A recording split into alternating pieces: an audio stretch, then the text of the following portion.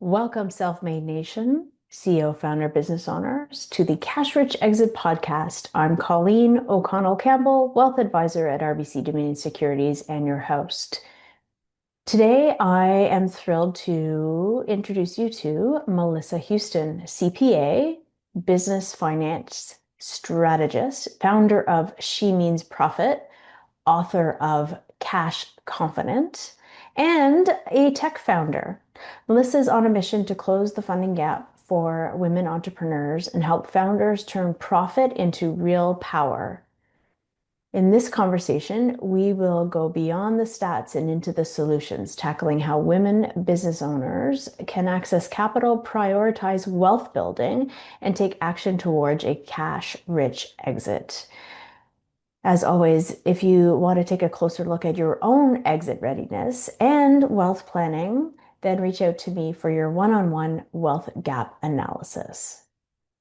Melissa, She Means Profit. Welcome to the Cash Rich Exit podcast. So fun and feel so lucky to have you here today.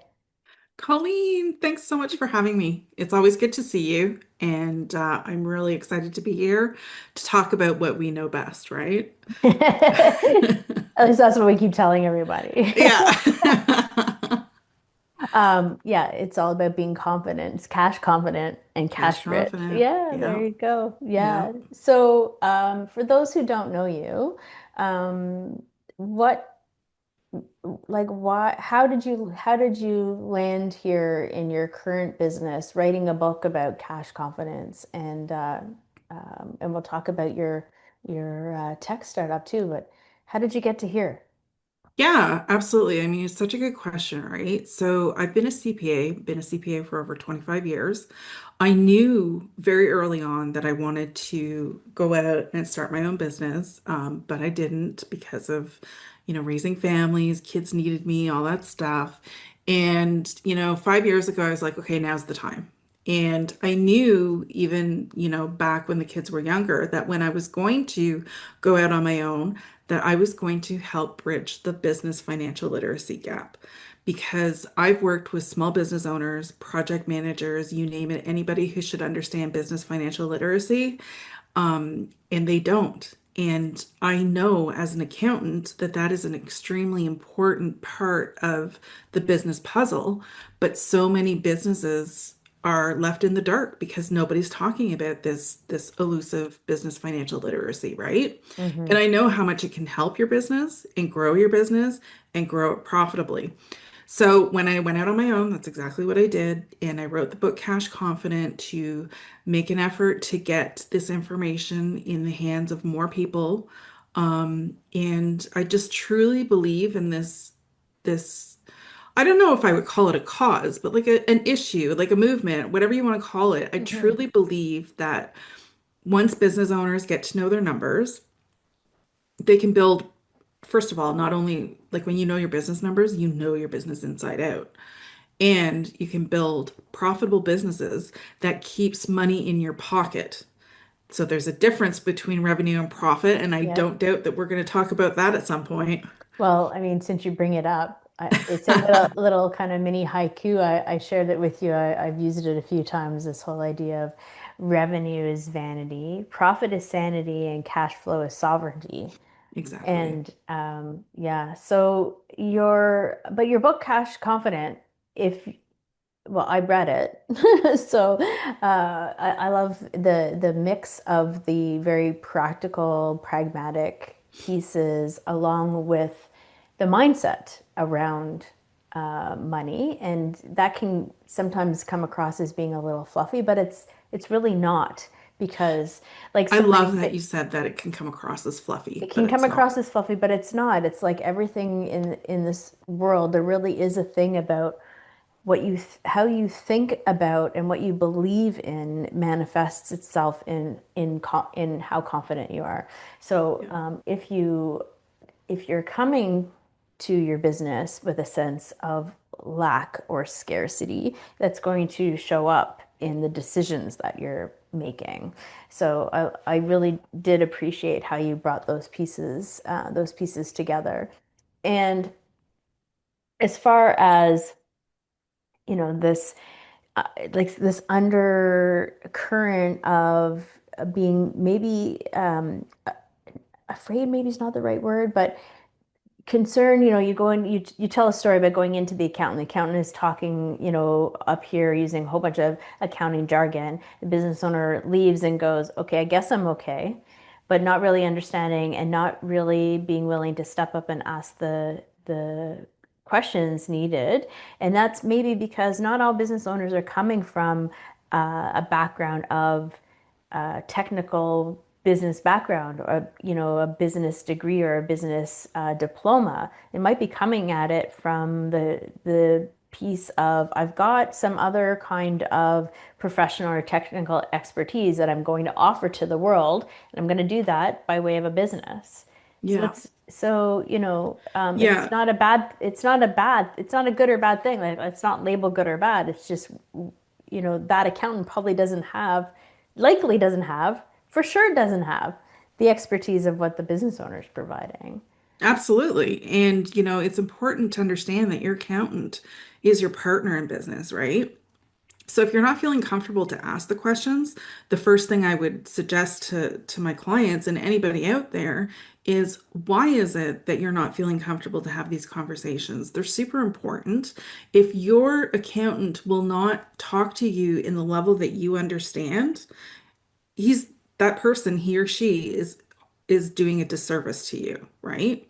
Now, it's important to engage in the services of professional financial services, right? Like whether that be your tax accountant, your bookkeeper, your fractional CFO, business coach, financial advisor. I mean, these are all great people to have on your financial team, but not one single um, person is going to cover all five of those areas, right? It's true. So, yeah, it is absolutely true. But the thing is, too, you can have your finance team, but it still doesn't give you permission to check out of your finances of your business. Absolutely.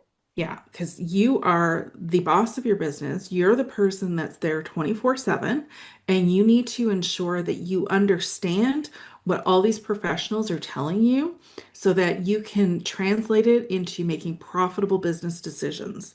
Profit is key for your business, and you want to make sure that you're not, wasting money or leaving money on the table, losing any opportunities for growth, all that fun stuff. So you have to have that financial literacy foundation.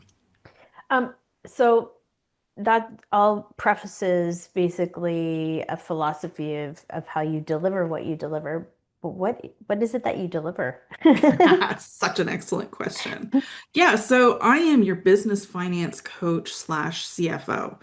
And the reason why I carry those two titles is because quite often businesses come to me when they're a little bit too early to get a fractional CFO on their expense roster.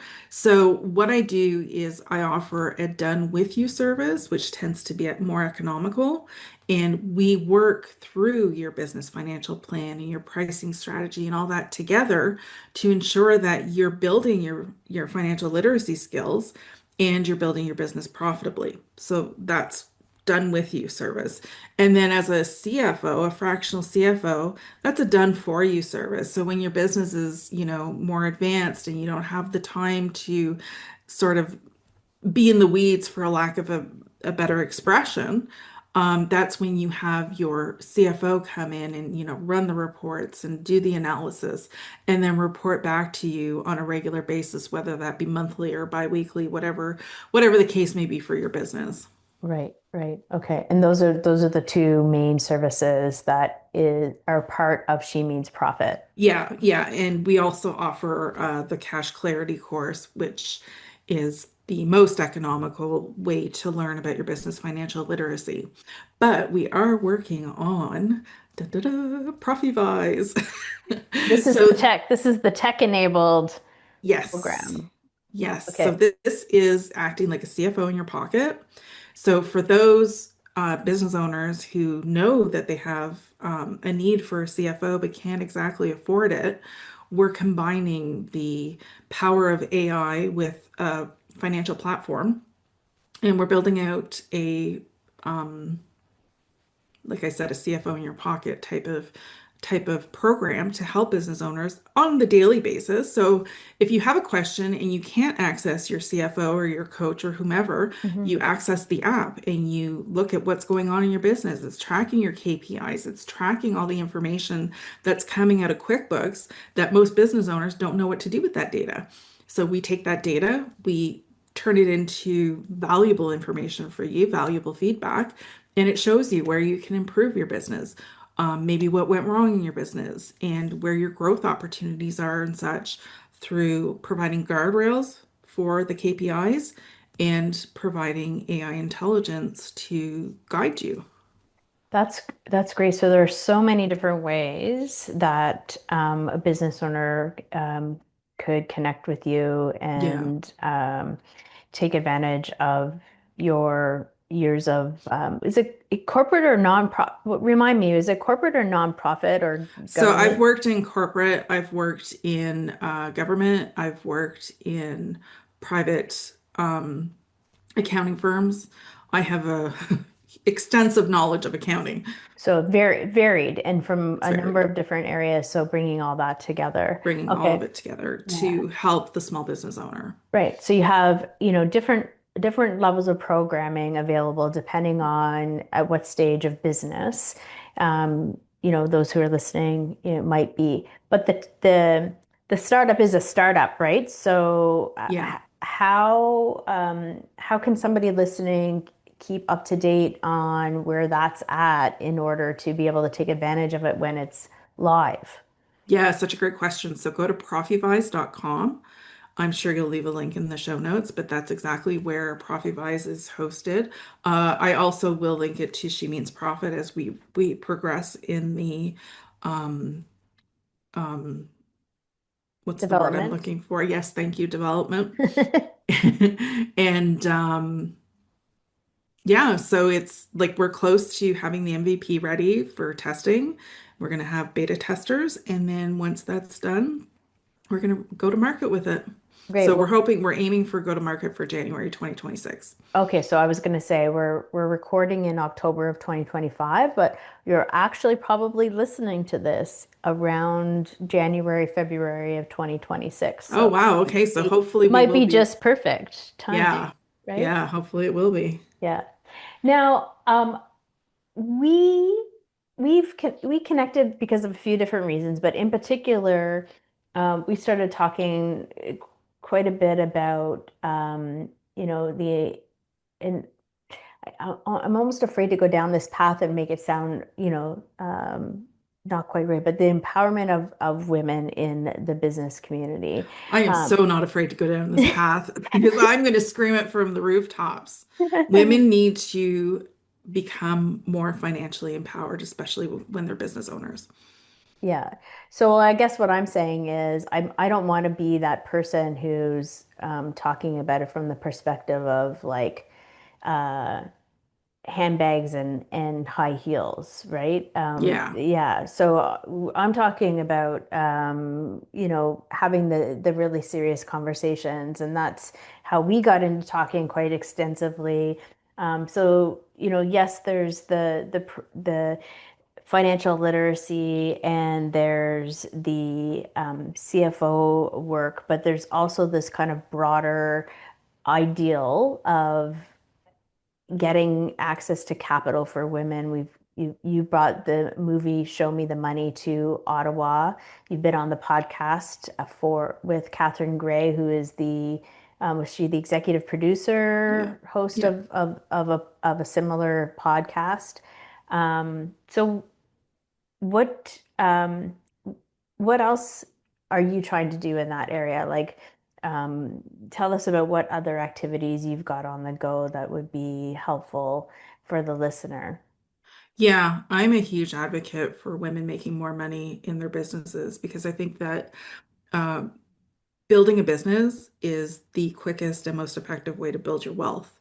And the reason why I talk about profit so much is because going back to your comment about handbags and shoes and stuff, is for those who love handbags and shoes like I do, profit is really what's going to fuel that allowance, so to speak, to buy these things, right? You don't Mhm. want to be a cash poor business.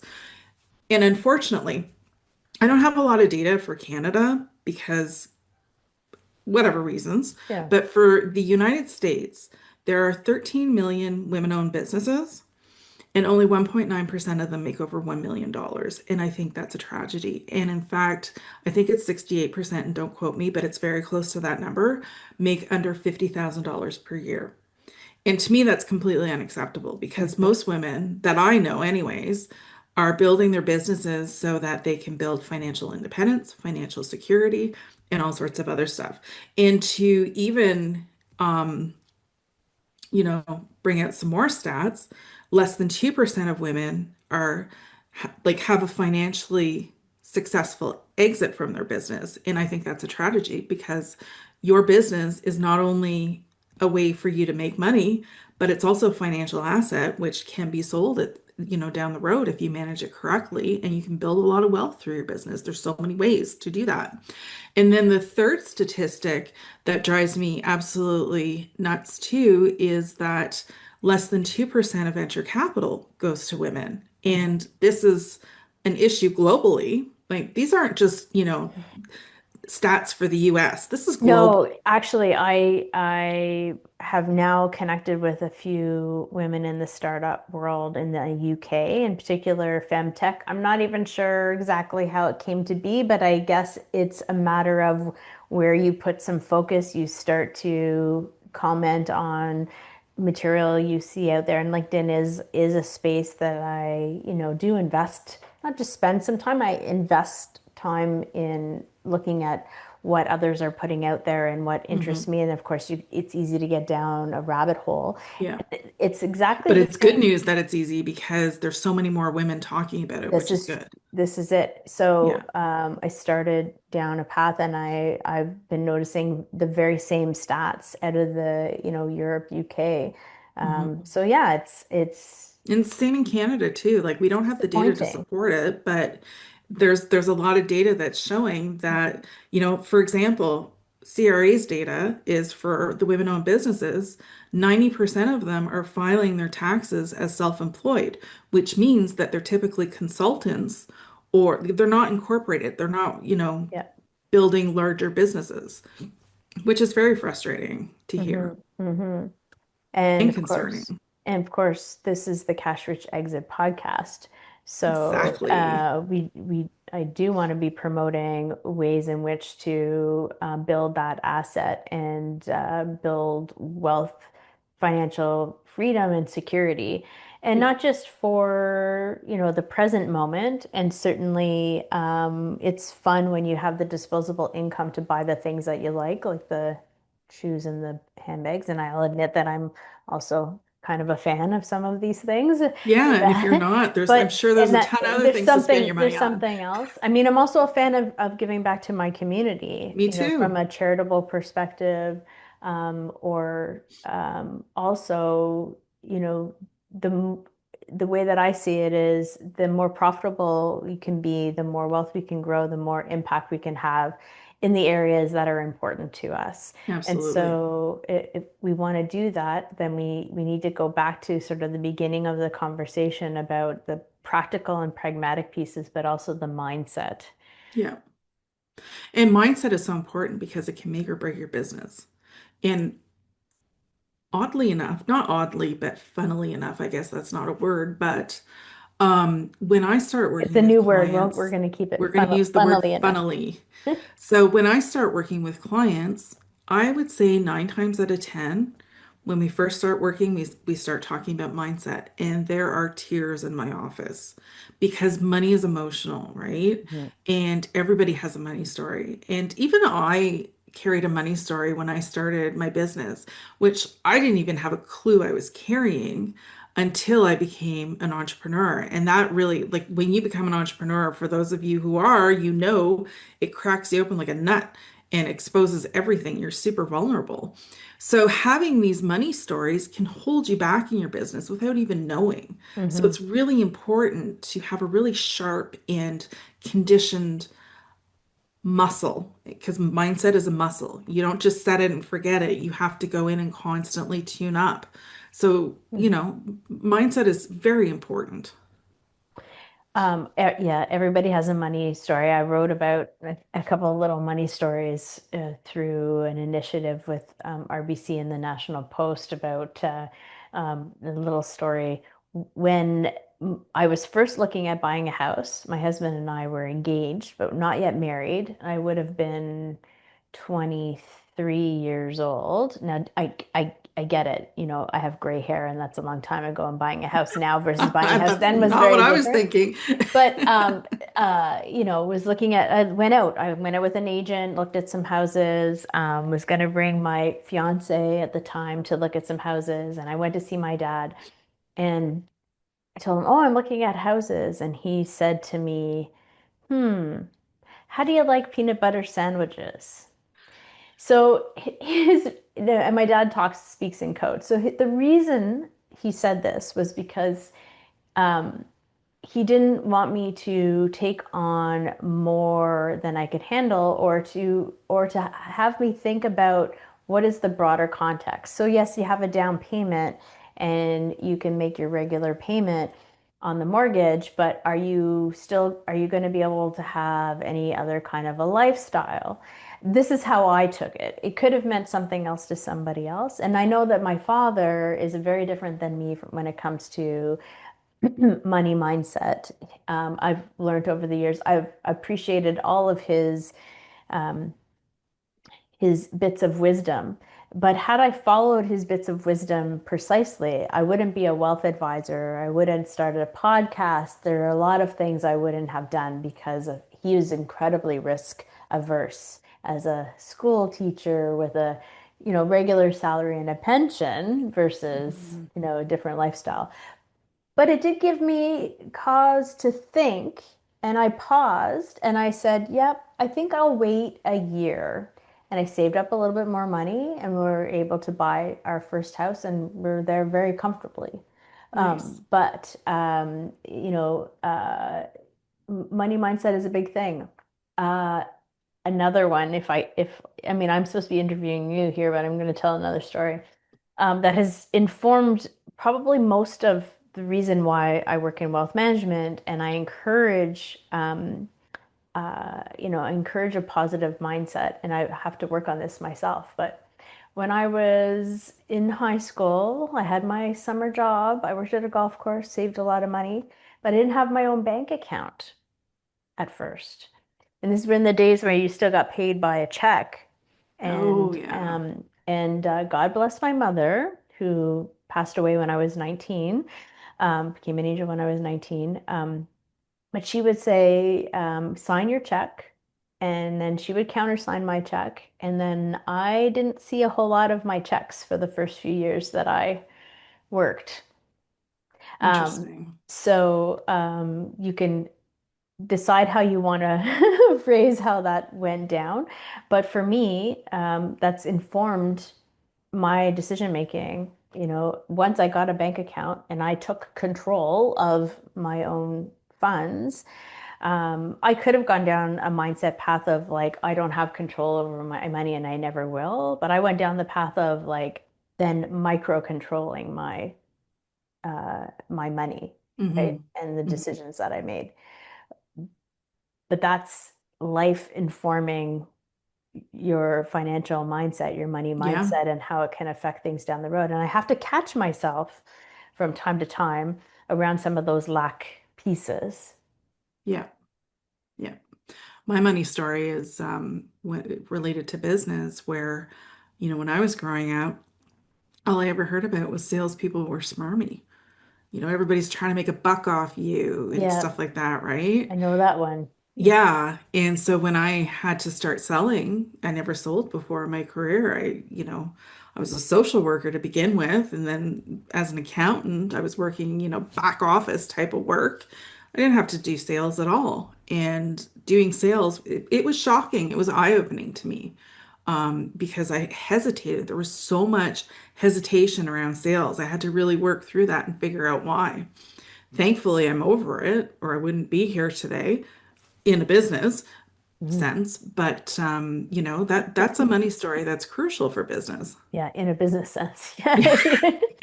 We won't go down that path. That's for another that's for another story. But you've encountered some of these money stories, and they're not gender specific No, either, are they? no, I they're not. mean, No. talking about women's empowerment, but everybody has a money story. Men have them just as much as women do. Hmm. And I have worked with plenty of men to know that, there's no difference between men and women's money stories that we carry. We're impacted in our childhood, and it's probably pronounced in our early adulthood, and it carries through us during our adulthood. Hmm. Yeah, unless you deal with it. That's if you do have the opportunity to actually acknowledge it. Yeah, yeah.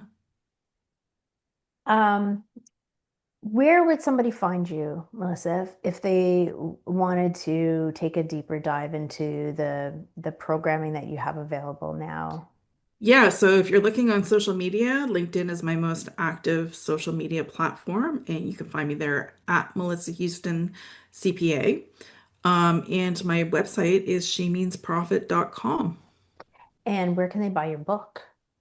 Anywhere the books are sold. So Indigo, Amazon, if you're in the States, which you probably aren't, but if you are, Barnes and Noble, it's all over the It's place. all over the place, Yeah, and it's a there's an Audible version too. I that's know. right. I always Yeah, forget to mention Audible. It is yeah, on Audible. yeah. That's actually how I digested it. Yeah, Was listening to and it's a good one for frankly for listening because you tell a lot of stories in the book. yeah. So it's not a textbooky style. It's let me give you some um, philosophy and some facts and some strategy, and let me tell you some stories. It's a good one for going out for a walk with, if I And could there are so many recommend it. reasons why you want to be cash confident in your business. So many reasons. I mean, there's multiple stories that I could go on about. When you take your business from barely making any money, like barely breaking even, or even losing money, because truthfully, the majority of my clients start with me because they're in debt through their business. And when you can take that and transform it into a profitable business, when you're no longer staying up at night stressing out about, um, if you're going to make payroll, if you can Payroll. pay yourself, if you can meet your debt payments, like whatever the case may be, it's such a freeing experience to go from stress to no stress when it comes to finances. And it can be very difficult for people to believe that they can get there, and they can get there relatively quickly by making, a couple of key changes in your business. But it is entirely possible. I've worked with tons of business owners who've done it.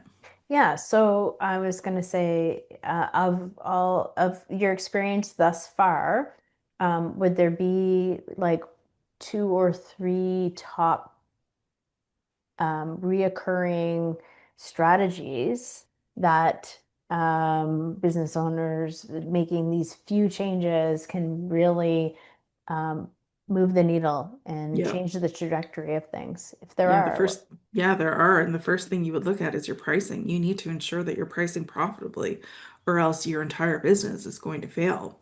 So it starts with pricing. You make sure that your expenses are being managed and that you are meeting your sales quota each month so that you can make that profit. You need to understand that cash balances and profit are two different things. So you want to make sure that you're managing your cash levels, because the majority of business failures is not because they didn't have a good idea or that they weren't working really hard in their business. It's because they fell short of cash. Cash So, flow is sovereignty. yes, Yeah. exactly. Mhm. Exactly. Going back to your haiku. Kind of sort of haiku. Kind of, sort of, but yeah, so and for a lot of people it feels very overwhelming and it feels so complicated, but once you get those specific strategies down, it's very simple to understand. So I encourage everybody to do it.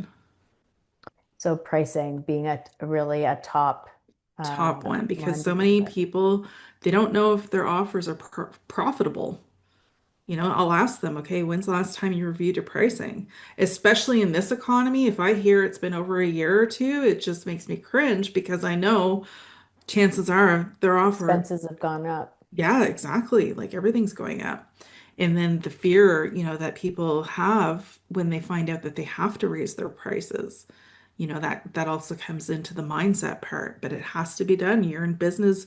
This is not a hobby business. You're in business to make money. Like you have to. It's your Hmm. your livelihood. Hmm. So you have to ensure that you're being a responsible business owner. Yeah, I want to go down this path a little bit further because something else is occurring to me that when you have multiple services or multiple products, um, that sometimes you have a product that could actually service or product that Mhm. could be subsidizing another service or product, right?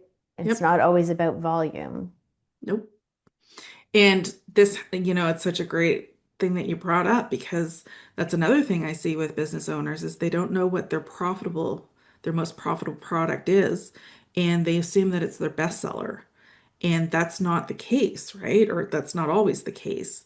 Just because you're selling more volume of something doesn't mean it's more profitable. So you have to look at the individual profitability of each offer.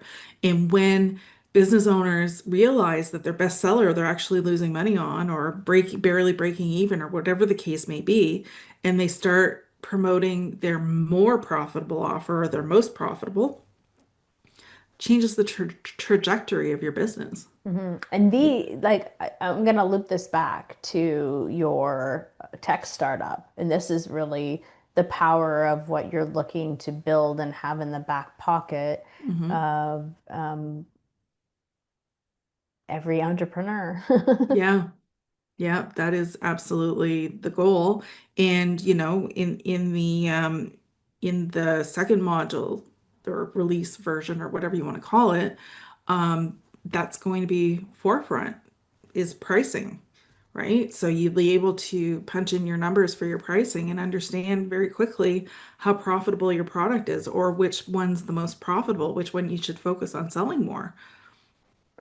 Um, I imagine we could keep chatting because we have been known to chat for a while, Yes. but we want to make this very digestible. If you're listening to this while you're taking a drive, or maybe have it playing in the background now that we're going to be on YouTube as well, playing in Yay. the background while maybe you're pouring a drink on a Friday night after a long week.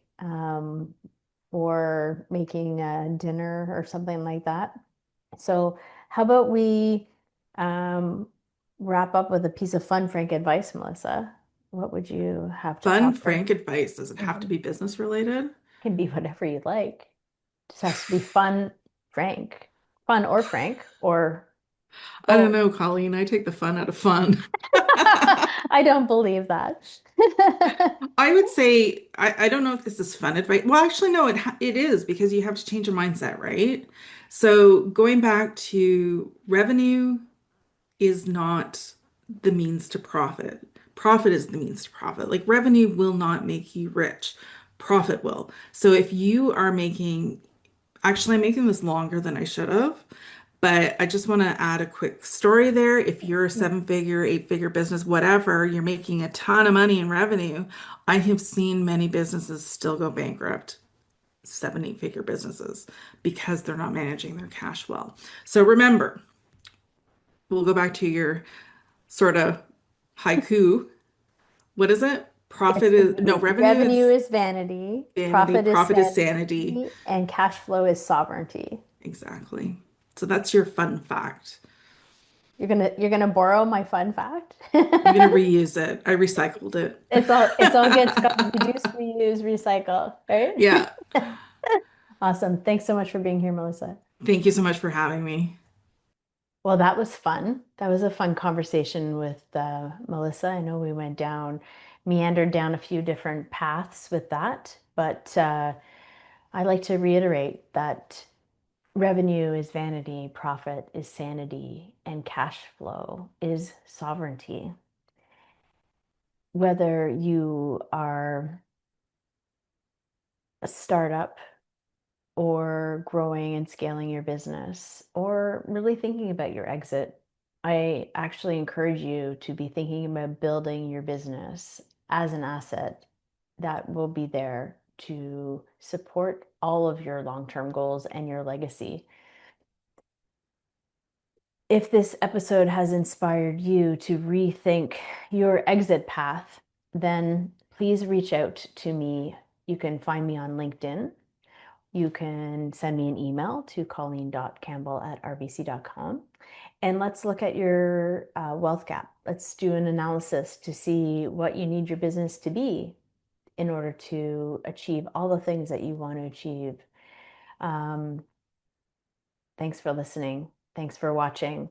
Looking forward to having you join me again. I'm Colleen O'Connell-Campbell, Wealth Advisor at RBC Dominion Securities, and your host, TTFN. Ta-ta for now.